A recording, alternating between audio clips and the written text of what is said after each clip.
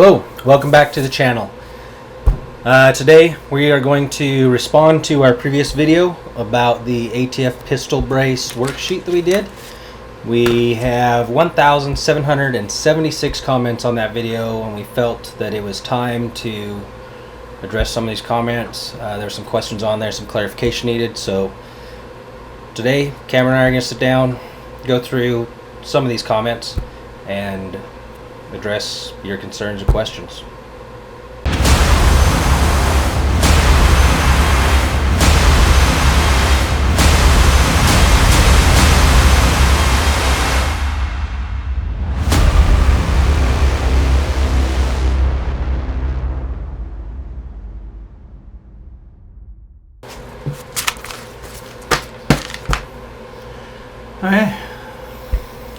All right, so as I said, 1,776 comments, pretty good.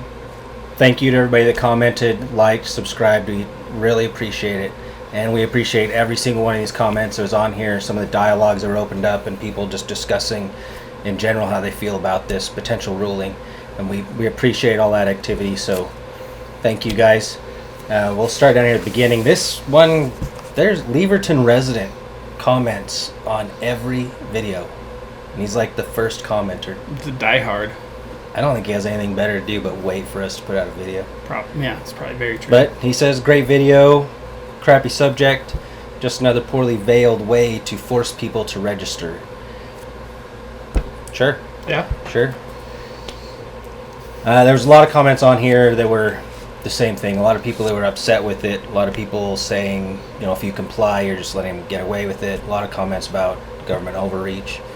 And so we're not going to read through every single one, but the vast majority was just people that were upset about what was going on. See if we can find some of the questions here. Taco in a Tahoe asked, how do we fight this? There's a few replies. Some people replied, basically, you know, don't comply. A lot of comments about having a boating accident with your guns. We're not lawyers by any stretch. I think the typical answer would be, how do you fight this? Change the way you vote. But I think it's pretty clear that doesn't seem to be having a lot of an effect. The ATF kind of likes to just do things. I don't think that this is going to stick around long. I would assume, with what's been going on in the Supreme Court, something's going to come down the line, and we probably won't have to worry about this, hopefully. Yeah, you know, we're talking about in the Supreme Court, they're ruling with the EPA, saying that they were overreaching pretty much and making laws that they don't have the jurisdiction or the right to do, so that could start leading into the ATF making these new rules and laws that they shouldn't be able to do. They're only there to enforce and regulate, not to lay down the law. Right. Arc Tactical. He thought that you weighed your pistol like you're weighing out narcotics. Do you have experience? I'm not going to say what my past may or may not have included, but I've weighed some things in my time.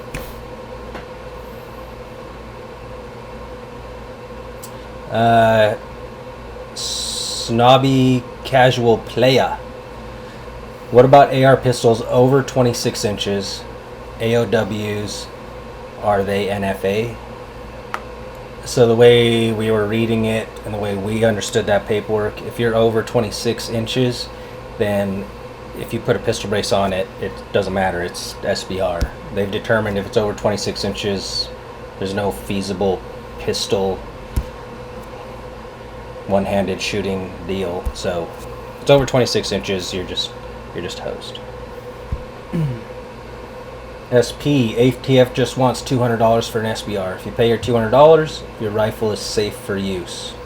That's true. Actually, in one of the alternatives they have listed in this document here that you can read online. I'll have to see if I can find it. But one of them was to pretty much waive the $200 fee for everyone to go through and do their NFA paperwork. But they pretty much said no, because then we're going to lose out on a lot of money. So they struck that alternative down. Wayne's work vlog made a point He's mentioning that the final determination is on the agent. So to him, they could base it on the ammo. If it shoots a ammunition designed for rifles, they could say plain as day right there, it's an SBR. If you're shooting something that's in pistol caliber, they could go the other way. It's a good point. A lot of the wording in there makes it sound pretty open-ended. Richard H. said the ATF does not determine or redefine laws, they only enforce them. The Supreme Court has just determined that an agency cannot change or determine laws. You're correct. Even with that does not stop the ATF in the past from trying to come out with rules. They don't write laws, but they do try to make their own rules and or regulations.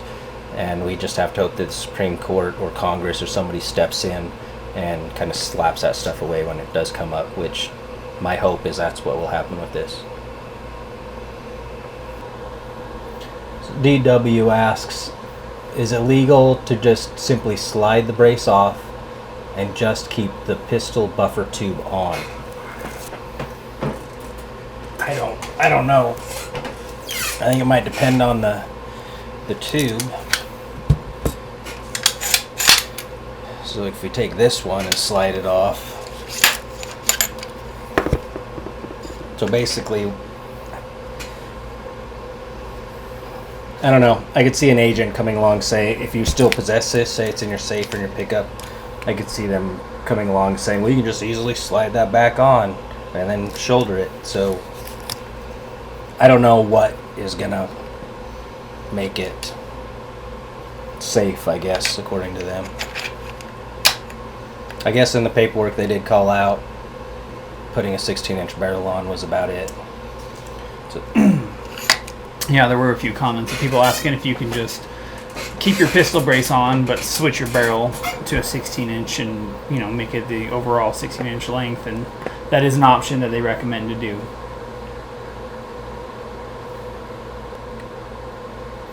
Another guy, Jerry Reed, is an AR pistol with a folding buffer tube or just a buffer tube in violation with the agency's regulations? I think if you just have a buffer tube on there, that doesn't really fall under here because they talk a lot about the accessory and they define the accessory they're talking about as being a pistol brace. So if you don't have a pistol brace at all to begin with, I don't even think this is relevant for you. I don't think so either.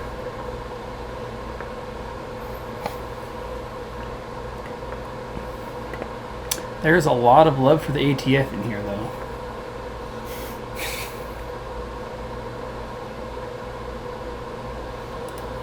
Trent Rockwell made a comment saying the ATF agents will have a hell of a time enforcing this.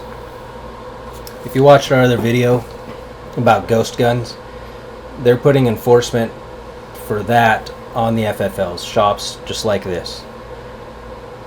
I don't know how they're going to enforce this, but my assumption is that they might try to place enforcement on the FFLs. Solo Renegade asks, you can't have sights on a pistol? The portion of it about sights and optics and things like that, if you have an optic on there that is clearly for a rifle, say you have like a 1:4 scope that has eye relief, a certain amount of eye relief where your cheek has to be down there, anchored up, those are kinds of the things they were angling towards on there. Or a sight that is typical more for rifles. Again, a lot of the verbiage in here, they use the word intent a lot. So if you're doing something that shows the intent of it being used as a rifle, so that's where the part about the optics comes in. I don't know why they scored points for not having any sights at all, but Yeah, I'm not sure what the reason behind that is either. Ronald asks about what about pinning and soldering a fake silencer making it 16 inches. You could do a pin and weld of some sort to make your guns a legal 16 inches at that point. WooTube Yacher. In the portion of the video about the length measurement, they ask, is a muzzle device not pinned or welded, not permanently attached at all, considered an accessory that needs to be removed before measuring? We don't know, but if you notice that gun in the video, we did remove the muzzle device. It was according to the ATF's guidelines on pinning and welding and barrel length. That was not pinned and welded or permanently attached. We actually did remove it so we could meet that 26-inch or under criteria, because with that on, that gun was too long by half an inch or so. So we don't know, but we removed it. It was not permanently attached, so we took it off into our measurements there. Classy AF. ATF about to create 100 million instances of illegal firearms across the nation. 100 million might be a little bit of a stretch, but they do state in this paperwork, the ATF does estimate that there's 3 million of those braces sold in circulation.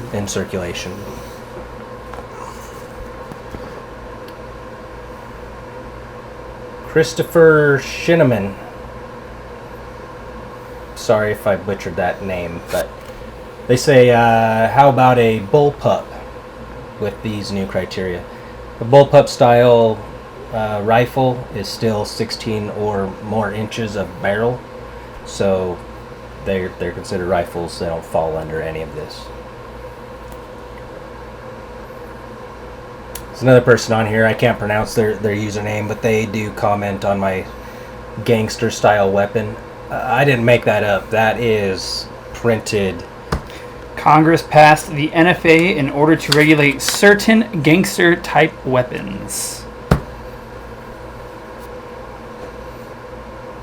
Deward Christensen likes my mustache. It's a pretty sweet mustache. Thanks, Dew. Jeff Raspberry says, or he asks, so when does this crap go into effect? We still aren't sure. We haven't heard anything on when any of this is going to take effect. Do you know? I heard roughly something at the first part of August. So, guess we'll just kind of wait and see, and just wait for any updates on what's going to happen here in the near future. The Ritual channel says this proposal is almost a year old. You're just mentioning it now. You're correct. The proposal has been out for, I think, a year, even a little over a year. We had heard about it before. We kind of just hoped it would go away. It was still around, and it's coming up. So we thought we should probably do a video on this now. Damon makes a comment about the strap being too short to function. On what arm? Fella works out, has Popeye arms that are too big for the strap, but the strap will fit just fine over somebody's noodle arms. It's true. Probably could have got it had I stretched it a little bit more, but probably. Somebody comments wondering about the Q Sugar Weasel or the Q Honey Badger. If you've been watching this all unfold, a couple years ago, Q and SB were some of the first that got hammered hard. ATF agents, I believe, like raiding the facilities. Some real crazy stuff happened, and that's kind of what helped kick some of this off, was when those guys got into trouble. So yeah, I don't know about those platforms. I would ask Q. Peter Griffin asks about if this goes into effect, can you just separate the upper and lower as opposed to switching out his buffer tube? Guessing kind of like waiting till he decides what to do, or waiting for paperwork to come back. You can do that if you're storing the upper and the lower in the safe next to each other and an agent happens to come looking. There could be some argument there about intent. With those two pieces easily being able to be put back together. So I don't know what the right call is. That's probably the safest, easiest bet, but I don't even know if that'll help. Somebody else didn't like the test of the Velcro strap. They said that it proves the ATF's point. It's not an aid for disabled shooters. Who says the disabled shooter isn't going to have smaller arms? I don't know. Might work for kids. Oh yeah, my kids love a pistol brace. Might prefer SBRs.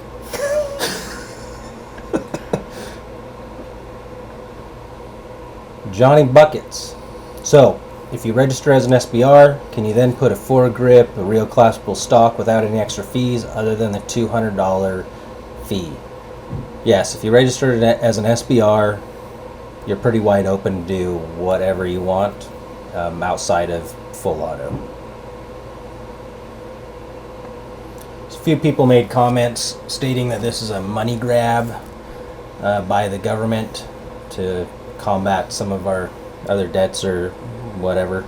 They do, at the end of this document, they call out a lot of the financials, and they have certainly looked into how much money they could make. They've also called out how many businesses will be put out of business because of it, and so on. I encourage you guys to go read this thing. Alright, last but not least, we're going to wrap this up. Machine Gun Rilla, 999 subscribes. Nice job. Let me fix that for you. Thank you for being our 1,000th subscriber. We appreciate everybody that subscribed, everybody that commented, liked the video. That was a huge help for us, and it helps us be able to provide more content and kind of adjust the way we do things so that we're actually addressing things that people want to know about. So we appreciate all that. We're gonna let our ghost gun video run for a little bit longer. We'll do some responses on there. There's been some questions and comments on it, and then we'll get back to some more gun related stuff, some more fun videos. But thank you for everybody that subscribed again and liked. Have a good day. Bye.